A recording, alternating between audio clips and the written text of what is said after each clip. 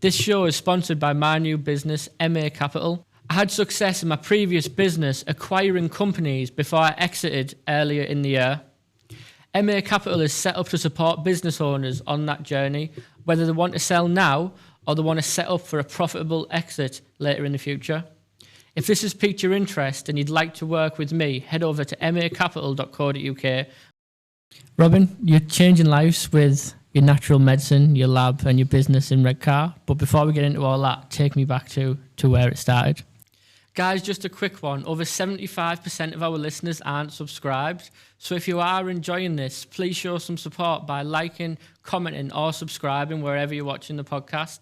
It'll allow us to keep getting on amazing guests and it's massively appreciated. Back to the show. So, very early doors, Impact Organics was formed in 2022, okay? Down an allotment, okay?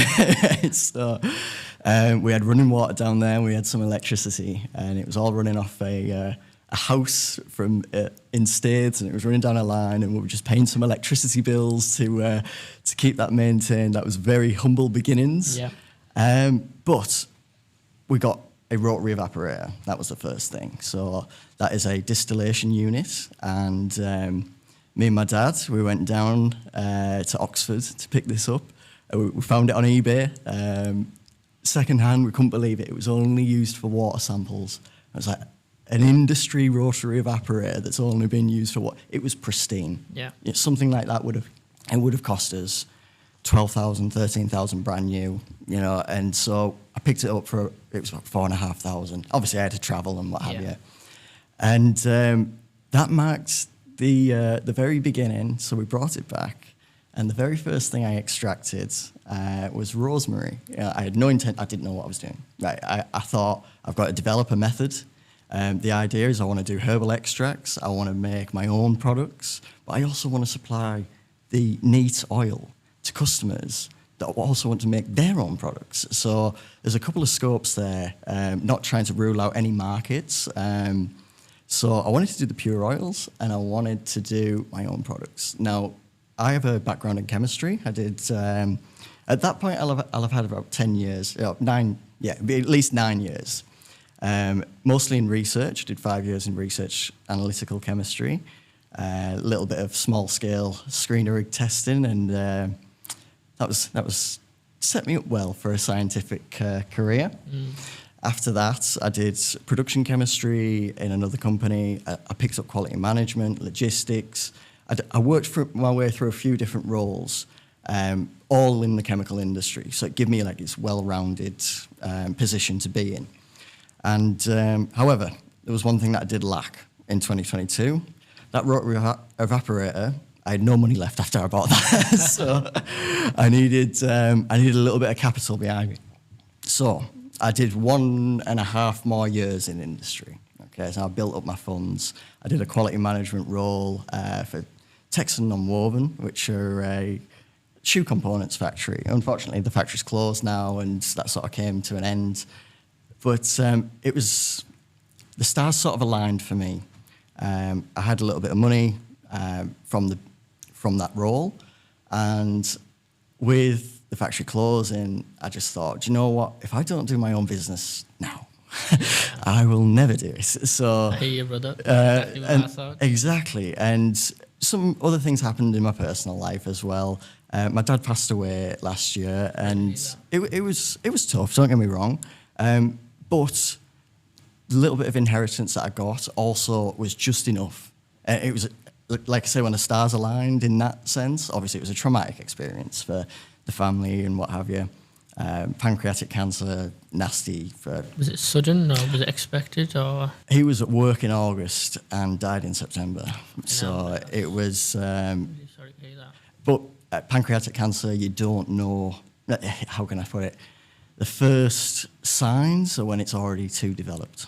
So the first signs were jaundice, and my sister got him into hospital. What's jaundice? So when when your eyes go yellow, right? That's to do with like blockages around the liver and the gallbladder, I believe. And it's because we thought it might have been stones at first blocking these things up, but it was cancer, and however, it was very much I hate hospitals, Yeah. I hate needles, I don't want medication, and it was hard to accept, but we fulfilled his wills, and he passed at home, and it was a very tough time. Don't get me wrong. Yeah, yeah. And I decided to keep working through it and sort of do shifts with it was like shifts, you know, Yeah. it was just looking after my dad on the night. And I was swapping with my sister and a couple of other family members as well. But we pulled together, and it was really good in that sense. But, you know, there was, after that, you know, that is the sad part, you know. I don't like to dwell and go on about it. He left me a little bit of money, you know, just enough to get going, right? I have the business right now is ticking over, right? So it's in this limbo where it could, you know, everything's paying for itself, but it's not massive. You know what I mean? Very early doors. So I used the money I had from Texan and the inheritance that I had. Was it a well-paid career?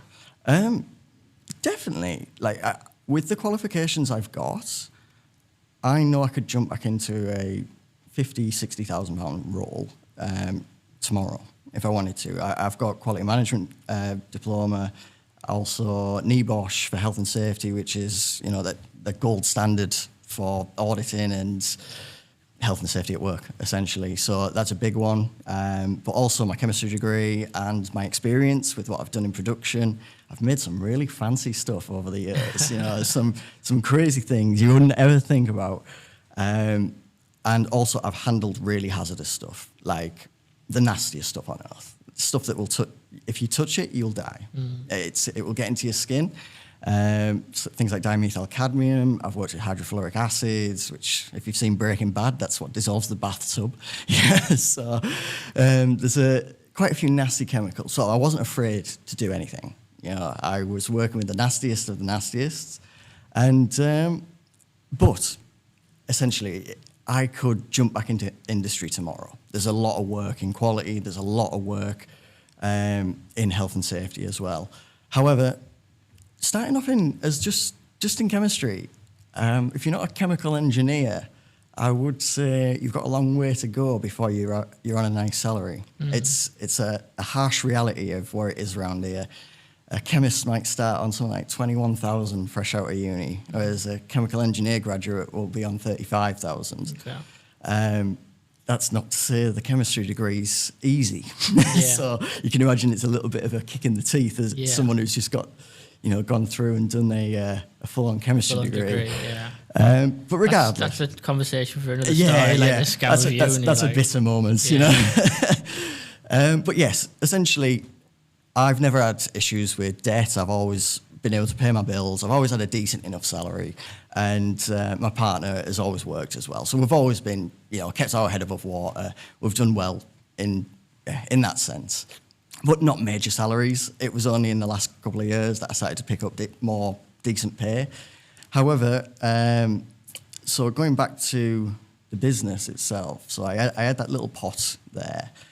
And I thought, well, what's the best way I can do this? Because if I get a unit, it's going to cost me rent, it's going to cost me a fortune to do, then all the rates for the gas and electric, whatever. And I thought, do you know what? I've got a double garage at home. I'm going to convert it. Yeah. But I'm going to keep it looking like a garage from the outside. Do you know what I mean? Like, make it discreet, make it private. And so it started off, you know, in January this year. 3 months of renovation. You know, I did all the cladding. We did I plumbed in a brand new catering sink and got the running water in there. Fortunately, we already had like some electricity, and we had the solar panels on top. So we had a head start on that front. And I'd already been accumulating things like glassware over the years, some labs that were shutting down, and just picking up odd bits here and there.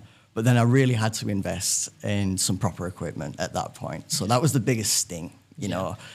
So before we go into the journey from 2022, when it started, I want to talk more about the 2022 journey to Jan 24. Where did the idea come from? Because it's... Well, I have had my own journey with health issues as well. When I was a teenager, I dare say, maybe started at 12, 13. I was diagnosed with Crohn's disease. If you're not familiar with that, that's like an inflammatory autoimmune disease where your gut's like attacking itself. It doesn't know what's healthy cell, what's not. And I was on medications with the doctors. It wasn't really working. They would pump me full of steroids every time it got too bad. You know, I'd have issues with my weight. I'd have issues with anemia. I had time off school. You know, there was quite a lot of in and out of hospital. And eventually it got to the point where they put me on the stronger stuff and I still needed a surgery. Mm-hmm. And I had about this much of my bowel removed, you know, the ileum. I was just in so much fear of like, I'm going to need a colostomy bag for the rest of my life. You know, it's going to be life-changing. How old were you then when you thought that? I think I'll have been around 15, 16 at that point. I might have been a little bit, maybe 17. But either way, still immature. And like, it doesn't really matter at that point. You just... Do you think that was a benefit of that naivety? Well, yeah, I guess so. Like, no matter what age you sort of get that, it's daunting. Yeah. You know, I would imagine. Yeah.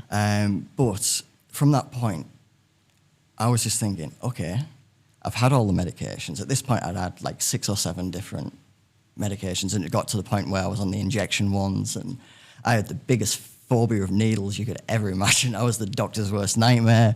If they wanted a blood test, they got one shot and then I was out of there. If they missed the vein, I was gone. So, I was a bit of a nightmare for them, but I genuinely did have a fear. You know, I was a bit like my dad. You know, maybe that's where I got that from. But we just didn't like hospitals whatsoever. But that was my wake-up call. That was me thinking, right, I need to sort my diet out here. I need to sort out what's going on in there. Because the doctor at the time said, well, it doesn't really matter what you eat. And me at the time thinking, fair enough, you know. However, still needing a surgery on that advice really made me question my diet. And I started doing my own research. And as a chemist, obviously I've got like a bit of an analytical background anyway. I wanted to be a chemist then as well. So I always wanted to be a chemist. Yeah, I mean, just because of the local industry, it made sense. I remember looking out of my window in science in Freeborough to Broughton School, and all you could see was the chemical industry. And I was thinking, well, that's what this job's in round here. So it was never really a passion, more of a natural informed progression. decision. Yeah. Like, if I want a job, I know there's jobs in chemistry around here, and I wasn't keen on travelling. Yeah. So anyways, long story short, I guess, I started looking into natural medicines. What year was this? Like, how old were you? I mean, I always had that sort of... I must have been around 17, 18. It was when I had that surgery. And how old are you now? I'm 29 now. 29 now, So, I believe, I worked it out the other day, I think I'm 8 years symptom-free right now, taking no medication. So, and that was after the surgery. The dates might be a little bit up in the air, but it's give or take a year either way. And but that was the moment. That was the moment when I had the surgery, taking all the medications as well, not missing anything, and the fact that it was just a moment of realization, like, I'm going to need another surgery if I keep doing what I'm doing. Yeah. You know, and the doctor said that as well. They said, oh, well, you'll be all right for 5 years. You'll be back for another part of your bowel removed, as if it was like normal procedure, you know. And so I was like, no way. So I really looked into cutting the crap from my diet. So you were 17, 18 and you'd realised that you needed to change your diet at that point? Definitely. So that's quite impressive though, like, to have that nous, if you want to call it that, to think, well, I'm going to change my diet. At 17, 18-year-old, that's quite young, isn't it? Like, traumatic event is enough to trigger anyone at any age. And I think it was the surgery for me. But you hear about these things when people, you know, sometimes it's a little bit too late, you know, but something happens in someone's life. Maybe it's a relative gets ill, you know, or maybe just a random freak accident. And then people start really thinking about what's good for them, what's not. And for me, you know, I wanted to minimize the amount of injections and needles I was having. Yeah. And honestly, it was the most difficult thing adjusting my diet. Like, I was terrible on what I was eating. I was on Coca-Cola every day and, you know, just eating whatever I wanted, sweets, you know, all the good stuff that's terrible for you. So, but realistically, one by one. I started with a pescatarian diet. Okay, so that was like cutting out red meat because there was a bit of advice that did say with Crohn's disease, red meat could aggravate it, so potentially. But then they were saying, but you also need iron from your red meat, so eat a little bit. So it's very confusing, I decided to just go with fish and eggs, and I was all right. Yeah. But there was still other things, like I found what was really irritating me, things like peppers, tomato skins. There was a couple of odd things, but generally I was okay. And the things that are commonly, mistaken, things like chili, I was totally fine with if it was skinned, I was totally fine with curries and hot madrasses and things like that. It was weird. Everything you think would really upset you, I was fine with. It was just the odd things. And then I realized it was nightshades. Nightshades? Nightshades. So nightshades, a bunch of different plants containing lectins, all the way from potatoes to tomatoes, cucumbers. You'll have heard of deadly nightshade, maybe. It's all part of the same family. But all of these things have gut-disrupting compounds, which are proteins called lectins. They're in higher concentrations, depending on which part of the plant they're in. And then I started learning a lot about these things, and I became fascinated. And I realized that, and there was a little bit of data at the time, a good resource I was using was Dr. Stephen Gundry. I read his book called The Plant Paradox, and I adapted to that diet, and it worked for me. So and this it was is just eye-opening. purely plant-based at this point? No, it's Plant Paradox because you have to actually cut out a lot of different plants. Okay. You'd be amazed what's in there. There's a massive list of what you can and can't have, but it's all about avoiding these lectins, okay? And to the layman, all that means for you is when you're having these certain proteins, it is the plant's way of defending itself. It sounds very funky, but plants are the best chemists on Earth, okay? They synthesize their own compounds naturally, much like we do for certain things. But a lot of plants, if they haven't got the spikes, if they haven't got the thorns, if they're not itchy when you touch them, chances are, when you start chewing them up, the lectins in there will tear your gut apart. And when those little tiny cuts happen, your gut will repair itself, but there's a little window for anything else that you're eating to slip through into your bloodstream. And all of a sudden, you have a list of allergens a mile long because your body starts looking for things that have slipped through and caused you problems. But that'll be everything you're eating if you're having them with lectins.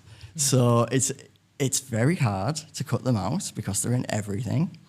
But you can get away with pressure cooking a lot of them, and that will knock out the lectins as well.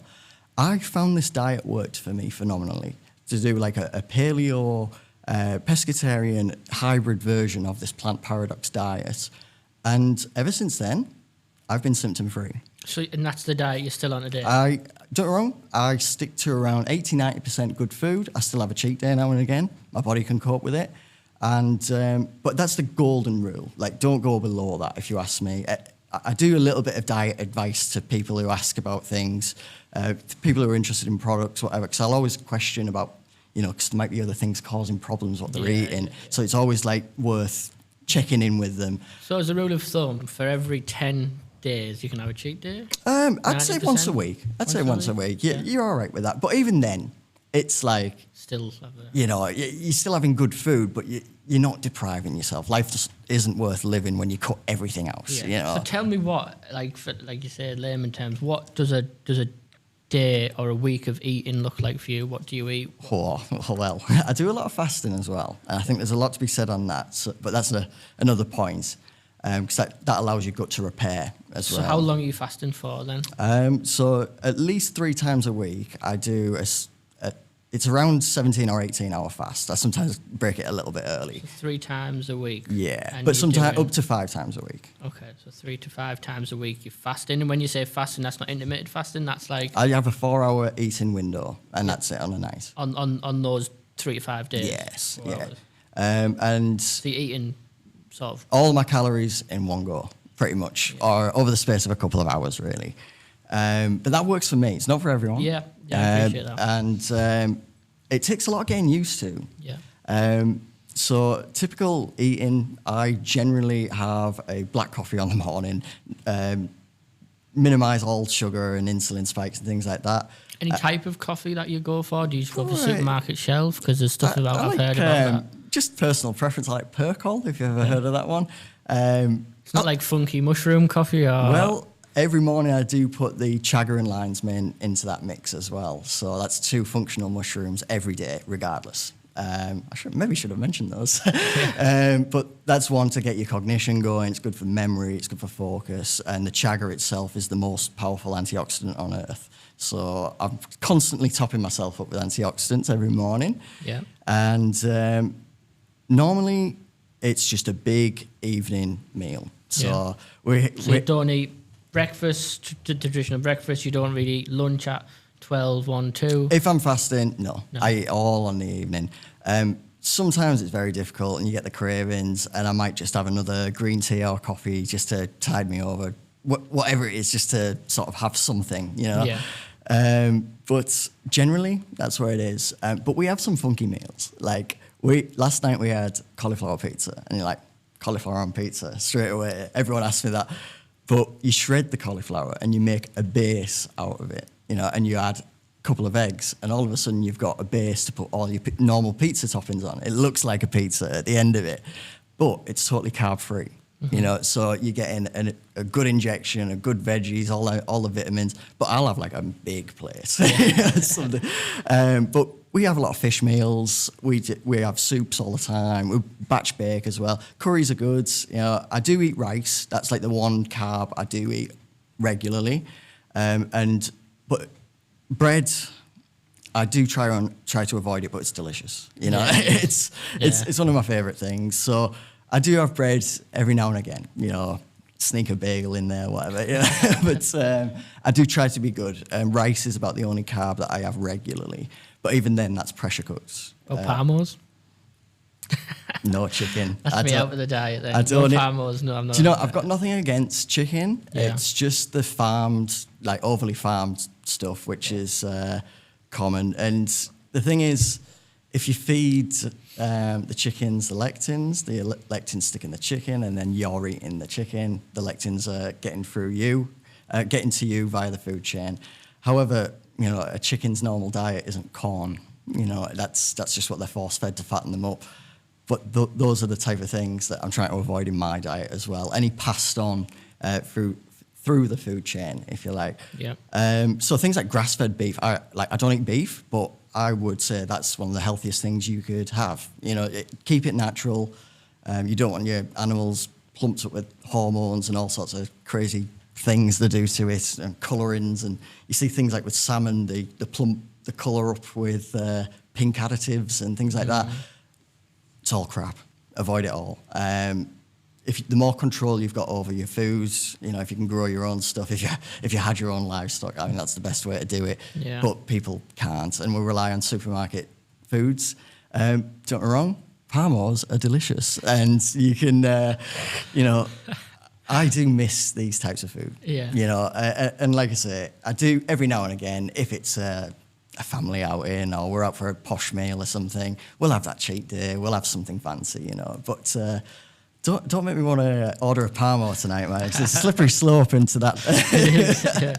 I used to be bad. I used to have quite a lot of Parmos. Yeah. But realistically, I know it's working for me. And at first you're like, oh God, I just want a can of Coke. I just want, like, you know, you're trying your absolute best, but the cravings are there. It takes weeks for those cravings to go. It really does. But then they do really ease off. Yeah. Now, one thing that's important with the fasting as well, and I do think this is a really important point that a lot of people aren't aware of. My understanding is that after 16 hours of no food, no insulin spikes whatsoever, that is when your gut, it's got 2 modes, okay? It's got digestion mode and it's got repair mode. That's the way I like to think about it. It takes 16 hours to get into autophagy, which is the repair mode. Mm-hmm. How many people are going 16 hours without eating? Probably 1-2%. Yeah, if that. You know, so most people are never going into that gut healing mode. And if you are constantly bombarding it With shit as well, like feeding it with shit. that's it. It's no wonder that mine seized up and I ended up in hospital. You know, so don't get me wrong. I think genetics play a little bit into it as well, and maybe I was a bit more susceptible. And I know people who have the worst diets and they live a very long life. Everybody's body chemistry is different. You know, everyone's a little bit. You know, they've got different tolerances to what they can handle.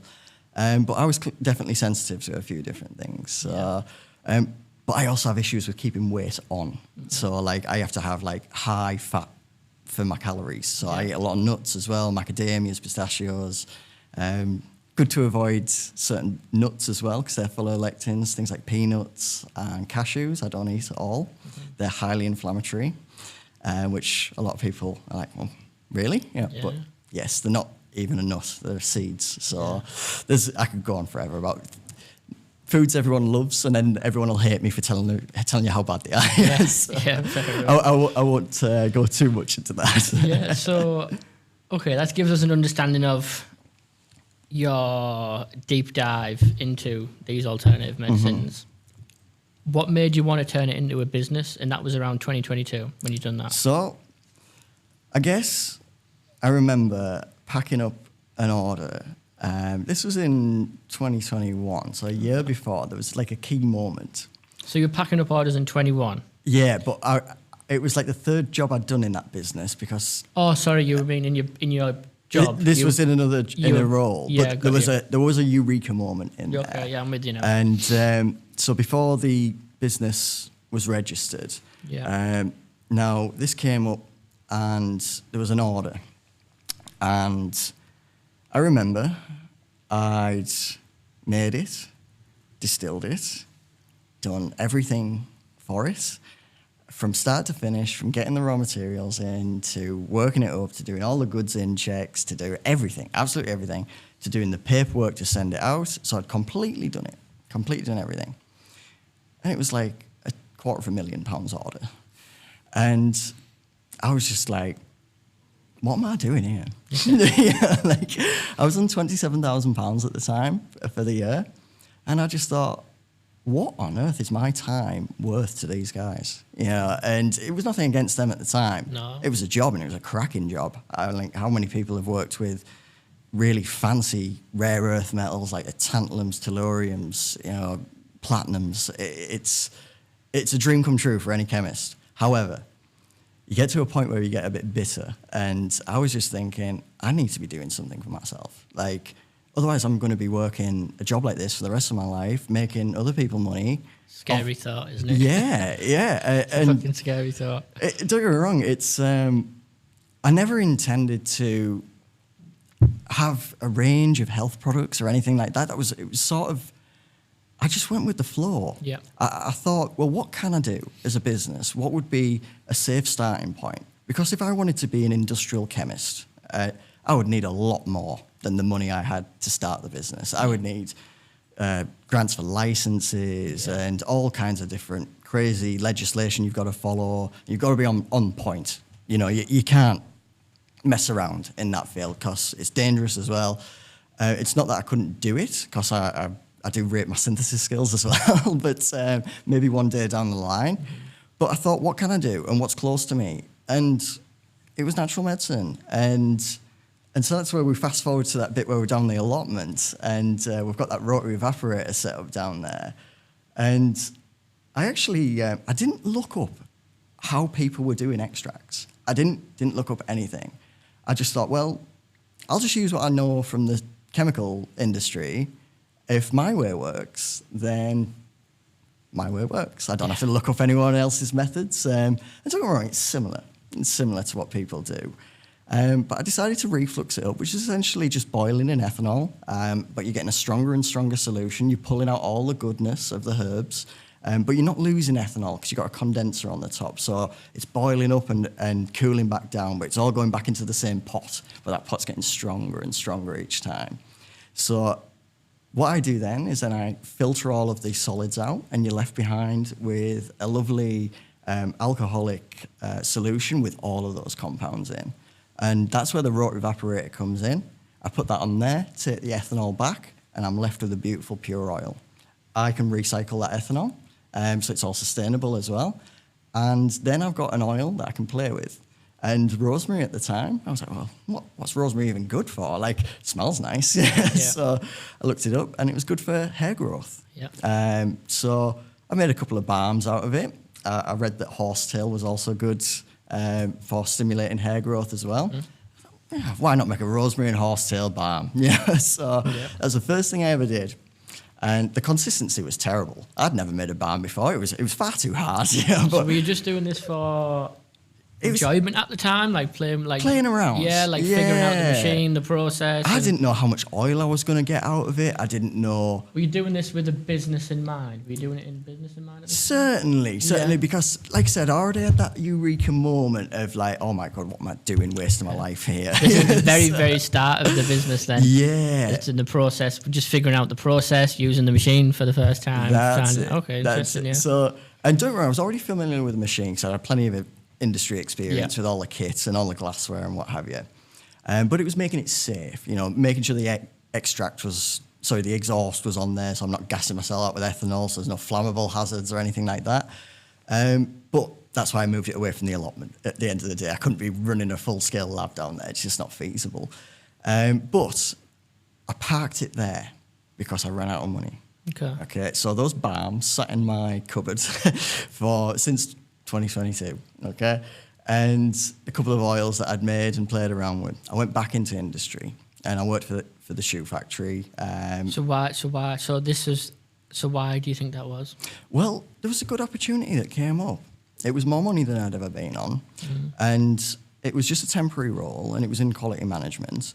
And my skills from my previous quality management in the chemical industry transferred over perfectly. It was all ISO 9001, which was the exact same standard I'm an auditor for with British Standards Institute. And were you struggling to make a business out of it at that point, though? I definitely didn't have the funds. I didn't have to be honest, the final role I did in the shoe factory was it was the first management role that I'd had. I'd had supervisory roles before, and I'd been like a lab safety supervisor guy. I'd ran meetings and presentations, not a problem. But it was the first time I actually had, this person is under you and reports to you. So it was like the final bit of experience that really gave me the confidence, but with the salary to match as well. And I loved that job. I really did love that job. It was a real shame what happened, and it did get shut down. It was just cost-saving exercises with a business buyouts, these things happen. But I was asked to stay on whilst all the, they were ironing out everything. But it was a little bit, oh, well, how do you feel about another week? I was like, a week? So and bearing in mind, I already had my heart set on a month off, start my own business. Because you got the funds at this point. Yeah, so that was the plan. So when they dangled like a little bit of a, oh, well, there might be something, maybe in a global role or something like that, I was like, if you can't commit to anything more than a week, I'm not interested. That was my take on it. And I kind of nipped it in the bud straight away, and I just said, if you want me for a week, it's double time. And that was it, like, no way. So I thought, but for me, I was like, that's fine, because now I can do my own thing. If I'd have got another week's double salary, fantastic. It's a bit more towards the business. That's where I was at that point. So, yeah, that's... everything sort of came to a head there. And then, like I say, I injected the cash into the business, and I finally had a clear head, because I had to mourn my dad passing as well. Like I said, I hadn't done that. I hadn't done that at all. So that's why I needed that month off. I processed it quite well, I think. And don't get me wrong, it hits you at different points. Yeah, it always will. Yeah. And it's just random things like songs. And it just creeps something like, oh, God, yeah, you like this one. Oh, yeah. But anyway, I saw everything sort of came to a point where it was like saying, there's nothing left but the business now. It's already registered. And then where are we at this point? So this is January This now. is January 24? Yeah, 24, 24. yeah. Awesome. So, like I said, I finished that job in December. I could have probably stayed there for a couple of months. Do you know what I mean? That was the feeling I was getting. But I built up a really good rapport with the shop floor. It's one of the only places left where there's like zero diversity. It's very weird. But everyone in that factory was from the same villages where I grew up. That's another reason I loved it. And it's not like I've worked in Mitsubishi and I've worked at other places where it's very multicultural. I like that as well. Yeah. But there's just something really charming about everyone talking the same and like you can use like, classic Yorkshire phrases what you can get away with. You wouldn't get away with them anywhere else. Put it that way. But I enjoyed that, and they saw that I was down to earth as well. And I made loads of good friends there, and a few of them have been supporting the business as well, buying a few products off us, checking in with them, and but yeah, that's sort of where it all very early doors began. But there was another factor as well, and it was a bit of it was a total error on my part. And I don't like to badmouth anyone or anything like that, but I did have a business partner to start off in January. He bought in 50%, and to me that was like a big relief. We're sharing responsibility. He had experience in IT and a couple of other, sort of networking type stuff and stuff that I'd never done. Yeah. So I thought that's handy, But I did make it clear. I said, look, there's the website, sales, and marketing. They're the three things I've never done in any job. So if you can do those, we're on to a winner, And he said the exact, I'm willing to learn, dead keen. And it was my naivety because he didn't have the experience in those fields. And I just took his word for it as a good friend. You'll be keen, you'll be dead keen, putting the hours in, no matter what it takes. That was my mindset. I assumed he had the same. Do you know what I mean? But after 6 months, I did decide to buy him out. And it almost broke me. I'd say that's why. Did he profit from the shares? I made sure that he did make a profit because I didn't want him to go empty-handed. I made sure his entire investment was reimbursed, and all of the labour he did to helping us with the allotment, helping us with the garage renovation into the lab. I'll give him a set fee for that and for doing the website. So he definitely did the website, and I credited him another £1,000 on top of that. Fair play. But for me, there was nothing else he was doing, and he was kind of waiting for me to give him instructions all the time, whereas I was looking for someone to lead as well. Yeah. I'm doing my own thing, production, and that was at early doors TikTok as well when that was starting. So I had so many different things going on. I needed someone competent. I needed someone who had done practical things. It was obvious that he's meant for an office job. Do you know what I mean? But that was only obvious to me 6 months after working with him. So that took you to June at that point, July? Yeah. So, and it was a bit of an abrupt thing and it was one of the hardest things I ever did because he's a good friend. Yeah. And it has kind of destroyed the relationship. But I do hope it comes back. And Well, I hope he sees this because you've said nice things there. like I say, I didn't lie to him anyway. There was just a couple of points, and I did give him along the way as well. 3 months in, and I was trying my best to make some local sales, start getting things going, and he didn't make a sale in 6 months. And when you brought on, and one of the things that I ask you to do is sales, Yeah. it was killing the business. Yeah. It was killing the business. So that was the main thing. There was other things as well, but and one thing that made it clearer than, one thing that was very clear, was that I needed a woman in the business as well. A lot of these things, they're targeted towards women. They're the ones using lip balms. They're the ones using these fancy tinctures and willing to spend crazy amounts of money on perfumes and what have you. I'm not saying guys don't do that as well, but that's where the market is, And so recently I've done a round of investments, and I've actually got 3 others on board now who are all chemists. I've worked with each of them before. They're all in at 10%, doing a smaller role. And that, for me, is taking the edge off. What are they doing? So I have a guy doing purchasing for me, which is dead easy, because if I go to him and say, hey, can I have a 29 flask for the bookie, please? He knows what I mean. Do you know what I mean? Because he's a chemist. Yeah. Whereas it was like before, I'd have to, no, not that one, go down, no, but then we want that size. Yeah, so I might as well have done it myself. Do you know what I mean? And these were the jobs I didn't have time for. So I've got Because one. are you front end now, sales and marketing? Is that why? Well, kind of. We'll get to that. Yeah. So Emily, I've brought on board because she's the best female chemist I've ever worked with. I made a list of chemists who I'd really want in the business, and she was my top pick for a bit of diversity in the team as well. So what does Emily do? And so she's getting a hand in production. She's not started yet. She's going to be starting next month. There was a couple of health issues that cropped up, but these things happen, don't they? And but she's going to be on site as well, formulating some new products. She's got some ideas on that front. She's going to be doing marketing things. She's going to be managing the Instagram, which I've never done Instagram. I'm currently doing the Facebook and the TikTok. So that's, I'm sure it crosses over a lot.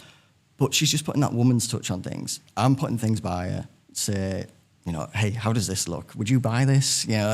For me, I don't care about what something looks. I'm a guy. If it works, it works. And so I've got a guy doing purchasing, a lady who's on site, all chemists, by the way. I think I mentioned that. And she's helping out with production. She's going to learn all of the process. But realistically, I learned everything from her when I started. So it's another beauty of it. I've worked with her before. She trained me, and now she's part of this business. So, and likewise with Richard, the purchasing guy. So he's been a chemist, but he's gone off and done other experience in management as well. And so he's coming at it from a different angle. He's a year older than me, but we're all on the same wavelength.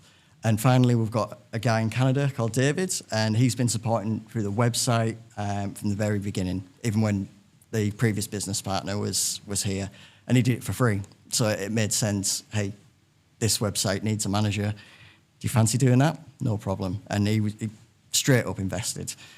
So I've got a guy doing the website management, a lady doing some production and a bit of marketing and putting the woman's touch on things, and finally a guy doing purchasing.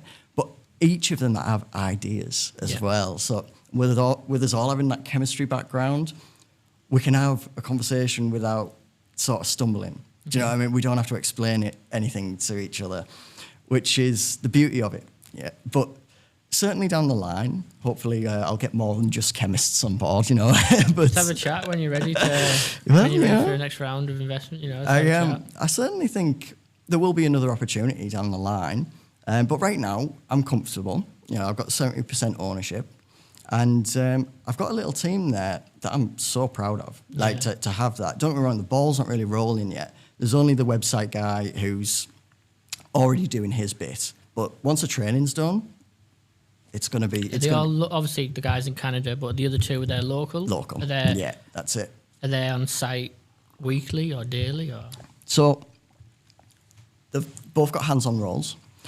All I've asked for them, and again, we'll work this out, but all I've said, you're a 10% investor, 10% of the work is what I expect. So, I'm not demanding you here every day. They've got day jobs as well. They've got other things going on. This is the side hustle for them at the moment. And maybe a couple of days a month. That's all I expect. Or it could be a couple of hours every day. Whatever. The thing is, as long as the jobs that I delegate out get done, I haven't got an issue. I think that's a nice manager, isn't it? But I have faith in them. I know I can just leave them to it. And I know they're not going to let me down. I've worked with every one of them personally. And that was the biggest thing that I hadn't done with my previous business owner. I hadn't actually worked with him. He was only a good friend. Yeah. So again, that was my lesson learned though. But I'm really happy with the team now. It's very strong, quite a decent academic background as well with the with all the chemistry degrees. We all did really well, and yeah, like I said, there's a lot of experience there, considering we're all sort of my age as well. But thinking about it, it's 40 plus years of experience on that team. all in chemical industry. It's impressive that it's something to use for marketing purposes as well, to push the brand and to push the product. I think that's when you're a chemist, there's a little bit of pride as well. When say if you've been given something to make, for me, right, maybe it's not the case for everyone else. I like to make it as pure as possible. I like to make it so the end product is going to shine. You know what I mean? Like absolutely no impurities whatsoever. So a little bit of competition always goes a long way as well when you're sort of trying to outdo each other, trying to get the best yields. So I was like, oh, you only got 31 grams out of this, I got 35, no problem. So a little bit of competition in there always helps, you know, but it's friendly. Yeah. It's friendly. And but that's always the case in the industry. I've found like people do try and shine. You know, you get the coasters definitely, but all of those people I mentioned there, they're pushers. They will drive for the best. And I recognise that, definitely. So hopefully they're going to drive me to get better and I'm going to drive them to get better. And I'm sure they will do, because it's important to have good people around you. Really important. It's underrated as well. It's something that you can't really put a price on, to be honest. I agree. You know, you can go a lot further, a lot faster, and it's a lot more fun with the right people on board. That's it. So when did you start? When did you? Because obviously I think my mum actually come across you on Facebook, TikTok. That's it. She's a TikToker. She loves TikTok. She's a nightmare for it, to be honest. But talk to me about making your first sales and how that felt. And the first ever sale. It was a big one. It was quite a. So it's a local lady. I'm sure she won't mind. Leslie, her name is. Maybe she'll catch this. I don't know. Shout out Leslie. Yeah, shout out to Leslie. Very much into herbs. You know, you go into a house and it's just herbs everywhere. But, you know, dried everything, no matter what it is. You've got nettles hanging down. You know, and but she's really into it. Really into it. And the first sale I ever did was actually an extraction service for her, and she had a few blends of different stuff, and she was like, "Oh, can you actually make this into an oil for me? Like, I'd love this star anise and pine needle." I'm thinking, no problem, I can do that for you. And I put it in the flask, I do it. What a beautiful smell it was. I was like, what a cracking first sale, you know. Made it into a pure oil for her. I got about 100 grams out of a kilo for her. So she was happy with that. Considering some of these oils, they can be up to £5 a gram, you know. So that's why I say, if you want bulk, give me the material first. I'll turn it into an oil, and then you'll get more out of it. But she was really supportive, and anything I was doing, like I was like, hey, do you want to try the black pepper extract? Do you want to try this? Do you want to try that? Have you got any more material? Honestly, she supported the business for the first month, and I used that money to get a bigger mantle. What's a mantle? Just so people don't know. And me. No, that's cool. Basically, it's just a heating apparatus, what you put your glassware in. Okay. You would boil something up in it. But this one, I was working at 2 litres. This one's a 10 litre. So I was upscaling massively. And I thought, well, the thing is, if I can do, 10 litres at once, that's 5 times the production. So why not just take that money, invest it straight away, and then I'm already at the mid-scale. Yeah. You know, so that's what I did with the first sales. And she's been consistent as well. She pops in every now and again. How did she find out about you? For a friend of the family. Okay. But it made sense. It was like, how could we put it? It was almost like, oh, well, Leslie will want some off you. You know, that's everything. That's what my mum was going to be like, by the way. But like, really supportive, really nice. And then I think that's actually huge, building a community. Definitely. Alongside the business and the brand. If you can do that successfully. Exactly. And at first we didn't have the website. So we had no way of doing online sales unless people were willing to bank transfer. Let's be honest, you see someone online, I wouldn't want to bank transfer straight away if I wasn't sure stuff was going to turn up. And, you know, you need that rapport, you need that confidence there, definitely. So at first it was just local sales. Anyone, friends, family, people who were helping out. Yeah. And then it was also, at the same time, hey, do you fancy trying this? I'm doing a sleep tablet. You can have it, you know, get an order in and I'll give you these for free. Build up a little bit of data on some other products at the same time. What's working for people, what's not. Because at this point, before you'd started, are you thinking, what works, what do people actually want. So You're building up like a bit of a... Don't get me wrong, I'm nowhere near where I want to be in terms of a product range. Yeah. Because I really do believe in having something for everybody. And I've found that this has been a working strategy for me. I have products for all different kinds of things, okay? And there is no bestseller.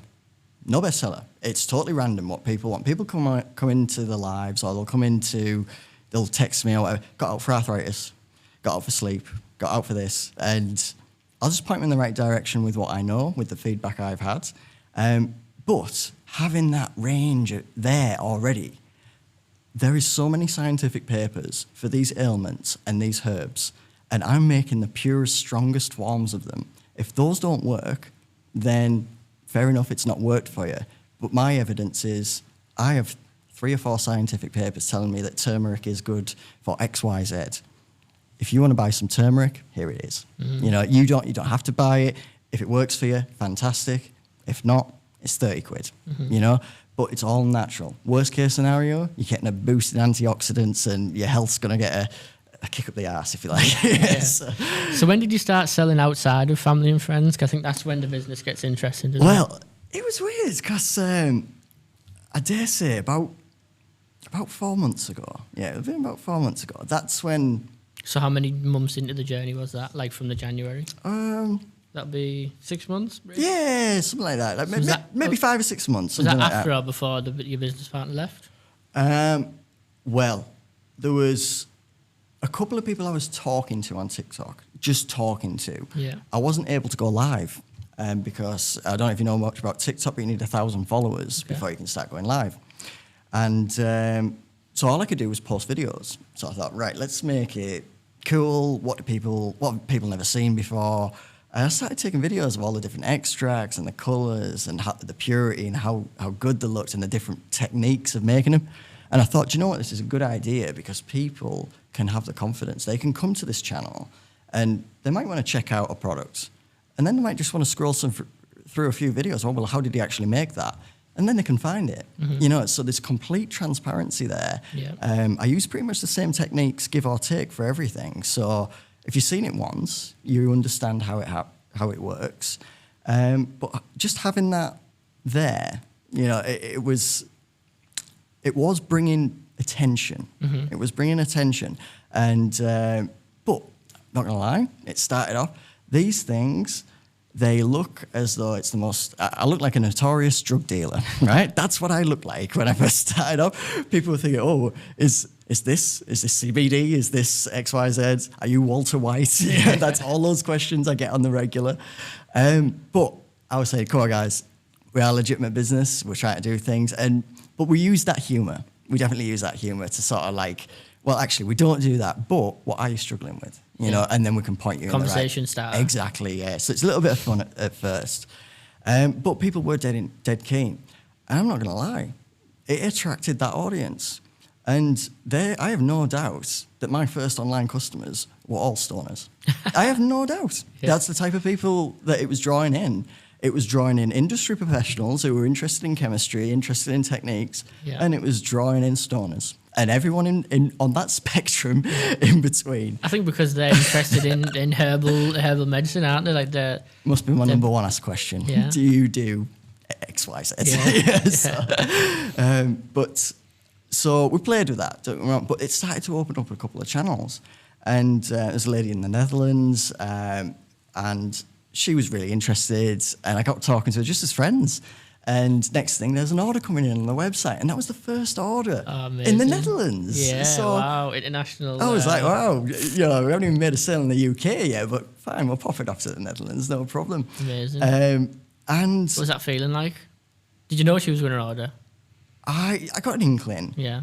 I didn't know she was going to order as much as she did, and it was really nice. And she's a really nice lady. She's been really supportive. She takes photos before and after for everything. She's like, oh, look what it's done for this. You know, she's dead keen on herbal extracts and natural medicine. And yeah, really good customer. Definitely keeping me alive in the early days. But after that, I'd say about 2.5 months. So it was really slow. Drip feed, drip, drip, drip. maybe a sale or two a week. Crap, not enough to survive at all. And that might have been like a £5, or it might have been a 50 quid sale. It depends. It depends on what it was. But all that time I was formulating new stuff as well and giving a lot of things out for free to get feedback. And eventually, the website was ready. You know, we'd got all the stuff on there that we wanted. All the products were listed.